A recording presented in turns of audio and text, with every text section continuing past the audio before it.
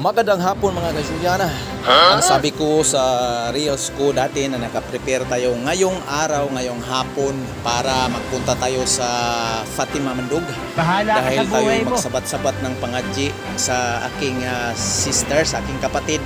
Dahil pa-start na para sa kanyang 40 days. At ngayong oras na ito mga kasyuyana, nandito na tayo banda sa may mental area. Paano masabi? Habang pumahaguros yung sinasakyan natin, ating madaanan ang malapad ng kalsada. Wow naman! At napakahamugaway ng kalsada. At kuna natin ng update ang daloy ng trapiko dito banda sa Mental to Tugbok area mga kasyuyan. Light to heavy ang daloy ng trapiko dito banda at tayo'y lumalampas na, tumutungtong na tayo sa ibabaw, Tugbok area na tayo mga kasyuyan.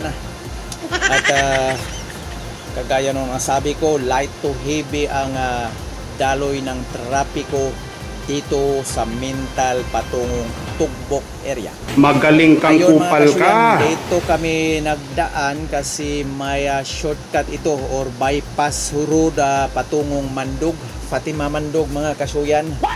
Dito kami magtaak-taak sa Lati.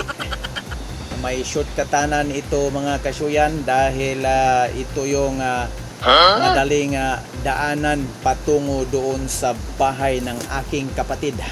Dito na tayo, malapit na tayo sa Tugbok area mga kasyuyan.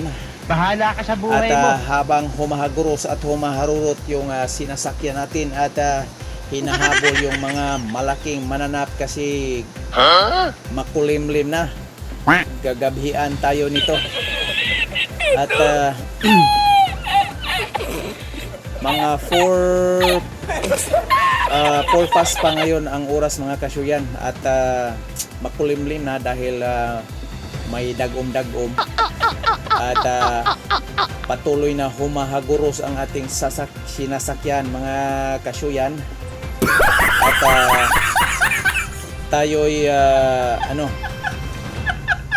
tayo'y malapit na sa noon na area nga Pantatan kon hituan mga kasyuyan. Yan yung mga maturo ko sa inyo mga kasyuyan, yung area ng Pantatan. Diyan banda, yan.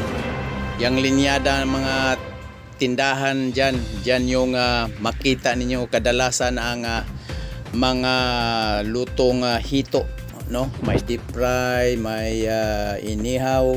Wow! At habang tayo lumalabay lang sa Pantatan mga kasyuyan, andito na tayo sa taas. Banda na tayo sa Barangay Ula. Paano masabi? At ipalam ko sa inyo mga kasyuyan, mataas itong bidyong ito, pinutol-putol ko lang kasi para hindi kayo lalayin sa pagtanaw. Tayo'y overtake mga kasyuyan sa malaking mananap na ito. At abangan ang part 2 mga kasyuyan dahil tayo lumusob na sa mangiob na lugar patungong Mandog area. At yan lang po. Abangan ang part 2 mga kasyuyan. Hanggang dito na lang.